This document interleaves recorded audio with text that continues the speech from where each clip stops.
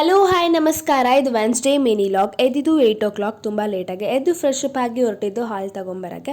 ಹಾಲು ತೊಗೊಂಬಂದು ಸ್ನಾನ ಮುಗಿಸೋಷ್ಟರಲ್ಲಿ ಟಿಫಿನ್ ಪ್ಲೇಟ್ ಕೂಡ ರೆಡಿ ಆಗಿತ್ತು. ಸೊ ಚಪಾತಿ ಟೊಮೆಟೊ ತಿಂದ್ಬಿಟ್ಟು ಹೊರಟಿದ್ದು ಆಫೀಸಿಗೆ. ಸೊ ಅಮ್ಮನೇ ಡ್ರಾಪ್ ಮಾಡಿದ್ರು ನನ್ನ ತಂಗಿನ. ಹೊರಟಿದ್ದು ಕ್ಯಾಂಪೇನ್ಗೆ. ಲೊಕೇಶನ್ ಬಂದ್ಬಿಟ್ಟು ಚಿಕ್ಕಪೇಟೆಗೆ ಬಂದಿದ್ವಿ ಇವತ್ತು. ಸೊ ಅಲ್ಲಿ ಧರ್ಮರಾಯ ಸ್ವಾಮಿ ದೇವಸ್ಥಾನದಲ್ಲಿ ರಥ ಮಹೋತ್ಸವ ನಡೀತಾ ಇತ್ತು. ಸೊ ಹಿಂದಿನ ದಿನ ಕರ್ಗ ಆಗಿತ್ತು. ಮುತ್ಯಾಳಮ್ಮ ದೇವಿಗೆ ಕಾಳಿ ರೂಪದಲ್ಲಿ ಅಲಂಕಾರ ಮಾಡಿದ್ರು, ತುಂಬ ಚೆನ್ನಾಗಿ ಕಾಣಿಸ್ತಿತ್ತು. ಹಾಗೆ ದೇವಸ್ಥಾನನೂ ಅಷ್ಟೇ ತುಂಬ ಚೆನ್ನಾಗಿ ಅಲಂಕಾರ ಮಾಡಿದ್ರು.